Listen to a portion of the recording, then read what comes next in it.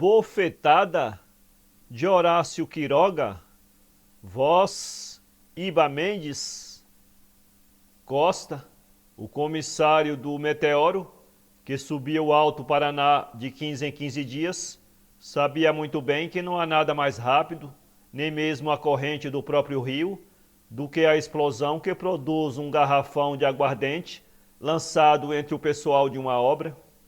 Sua aventura com Corner, portanto, podia acabar num terreno muito seu conhecido, em regra absoluta, com uma só exceção, que é a lei no Alto Paraná, não se permite aguardente nos serviços, nem os armazéns a vendem, nem se tolera uma só garrafa, seja qual for sua origem.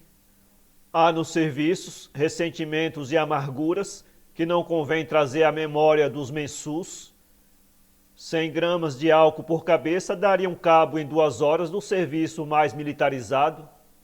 À Costa não convinha uma explosão dessa amplitude e por isso sua astúcia se exercitava em pequenos contrabandos, cálice despachados aos mansus no próprio vapor, à saída de cada porto.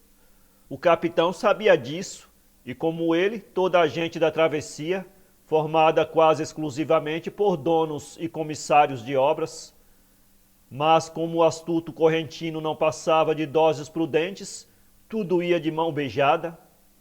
Ora bem, quis a desgraça que um dia, por insistência da turbulenta tropa de peões, Costa sentisse relaxasse um pouco a rigidez de sua prudência. O resultado foi um regozijo tão profundo entre os mensus que se desencadeou uma vertiginosa dança de baús e de guitarras voando pelo ar. O escândalo foi grande.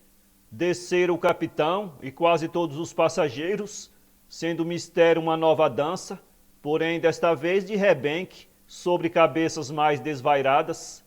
O processo era habitual e o capitão tinha um golpe rápido e rijo. A tempestade cessou no momento.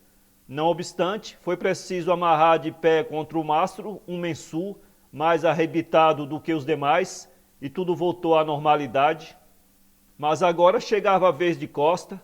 Corner, o dono do serviço, onde ficava o porto em que estava detido o vapor, investia contra ele. Você, e unicamente você, é que tem a culpa destas coisas.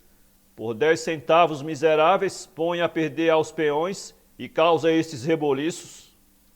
O comissário, no seu jeito de mestiço, contemporizava. Cale-se e tenha vergonha, prosseguia Corner. Por 10 centavos miseráveis, mas lhe garanto que quando chegar a Pousadas, denuncio essas safadezas a Mitaim. Mitaim era o armador do Meteoro, o que deixava Costa sem maiores cuidados, mas acabou por fazê-lo perder a paciência. Afinal de contas, respondeu ele, você não tem nada a ver com isto. Se não lhe agrada, queixe-se a quem quiser. No meu posto eu faço o que quero. É o que vamos ver, gritou Corner, dispondo-se a sair, mas na escada viu por cima da murada de bronze o mensu amarrado ao mastro. Havia ou não ironia no olhar do prisioneiro? Corner convenceu-se de que havia, ao reconhecer naquele indiozinho de olhos frios e bigodinho em ponta, um peão com quem tivera algo que acertar 3 meses antes. Encaminhou-se ao mastro, mais vermelho ainda de raiva. O outro o viu aproximar-se, sem perder um instante o sorriso leve. Então é você, disse-lhe Corner, hei de achá-lo sempre no meu caminho. Eu lhe havia proibido de pôr os pés no serviço, e agora você está vindo de lá, ordinário. O mensu, como se não ouvisse nada, continuou a olhá-lo com um sorriso furtivo. Corner, então, cego de raiva, deu-lhe uma bofetada de revés. Toma, ordinário, assim é que se deve tratar os patifes como você. O mensu ficou lívido e olhou fixamente para Corner, que ouviu algumas palavras. Um dia, Corner sentiu um novo impulso de fazê-lo engolir a ameaça, mas conseguiu conter-se e subiu, lançando invectivas contra o comissário que trazia o inferno para as obras. Mas desta vez a ofensiva correspondia a Costa. Que fazer para atrapalhar profundamente Corner, com sua cara vermelha, sua língua comprida e seu maldito serviço? Não tardou em achar o meio. Desde a próxima viagem de subida, cuidou bem de fornecer às escondidas 1 ou 2 garrafões de aguardente aos trabalhadores que desciam em Porto Profundidade, o porto de Corner. Os mensus, mais turbulentos do que de costume, passavam o contrabando nos baús e nessa mesma noite estalou o incêndio na obra. Durante 2 meses, cada vapor que descia o rio depois de ter subido o meteoro apanhava indefectivamente em Porto Profundidade 4 ou 5 feridos. Corner, desesperado, não conseguia localizar o contrabandista de aguardente, o incendiário. Porém, ao cabo desse tempo, Costa havia considerado prudente não alimentar mais o fogo e os facões deixaram de trabalhar. Bom negócio, afinal de contas, para o correntino, que havia concebido vingança e lucro, tudo sobre a cabeça pelada de Corner. Passaram-se 2 anos. O mensu esbofeteado havia trabalhado em várias obras, sem lhe ser permitido uma vez sequer pôr os pés em Porto Profundidade. Já se vê, o antigo aborrecimento com Corner e o episódio do Mastro Grande haviam convertido o índiozinho em pessoa pouco grata à administração. O mensu, entretanto, invadido pela moleza aborígene, ficava longas temporadas em pousadas, vagabundo, vivendo do bigodinho em ponta, que acendia o coração das mensualeiras. Seu corte de cabelo em milena curta, principalmente, muito pouco comum no extremo norte, encantava as raparigas com a sedução do óleo e das violentas loções.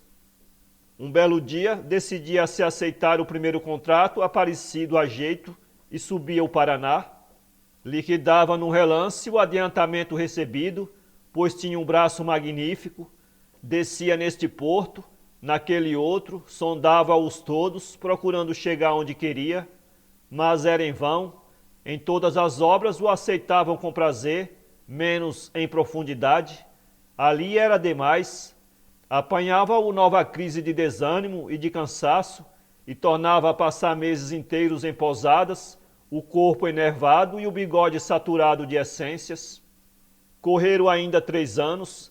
Nesse tempo, o mensu subiu uma só vez ao Alto Paraná, acabando por achar seus meios de vidas atuais muito menos fadigantes do que os da mata. E embora o antigo e duro cansaço dos braços fosse agora substituído pela constante fadiga das pernas, achava aquilo de seu gosto.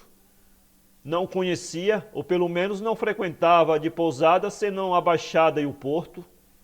Não saía desse bairro dos mensus, passava do rancho de uma mensualeira a outro, depois ia a um boliche, logo mais ao porto, a festejar em coro de berros o embarque diário dos mensus, para acabar a noite nos bailes a 5 centavos por cabeça. Tchê, amigo, gritavam-lhe os peões, não gostas mais de Machado? Coisa boa pêndega, tchê, amigo. O índiozinho sorria satisfeito com os bigodes e a melena lustrosa.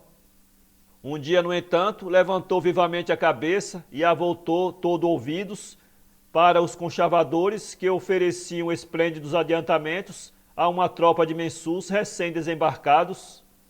Tratava-se da empreitada de Porto Cabriúva, quase nos altos do Guaíra, pela empresa dirigida por Corner. Havia ali muita madeira nos barrancos e precisavam de gente. Bom salário e um pouco de aguardente, já se sabe. 3 dias depois, aqueles mesmos mensus, que acabavam de descer extenuados por 9 meses de trabalho, tornavam a subir, depois de haver desabaratado fanática e brutalmente, em 48 horas, 200 pesos de adiantamento. Não foi pouca a surpresa dos peões ao verem o camarada entre eles. Adeus festas, che amigo, gritavam-lhe. Outra vez o machado Anhambe. Chegaram a Porto Cabriúva e nessa mesma tarde a quadrilha dos mensus foi despachada para jangadas. Passou por conseguinte 2 meses trabalhando sob um sol de fogo, derrubando vigas do alto da barranca dentro do rio, a ponta de estaca, em esforços congestivos que distendiam como arames os tendões do pescoço dos 7 mensus enfileirados. Depois, o trabalho no rio, a nado, com 20 braças de água debaixo dos pés, juntando os troncos, rebocando-os, imobilizado nos cabeçalhos das vigas horas inteiras, com os ombros e os braços unicamente fora d'água. Ao cabo de 4 horas, de 6 horas, o homem sobe a jangada, dizendo melhor é içado, pois está gelado. Não é assim estranho que a administração tenha sempre reservado um pouco de aguardente para estes casos, os únicos em que se infringe a lei. O homem toma um cálice e volta de novo à água. O mensul teve sua parte nessa rude tarefa e desceu com a imensa balsa até Porto Profundidade. Nosso homem havia contado com isso para que lhe permitisse descer no porto. Com efeito, na comissaria do serviço, ou não o reconheceram ou fizeram vista grossa em virtude da urgência do trabalho.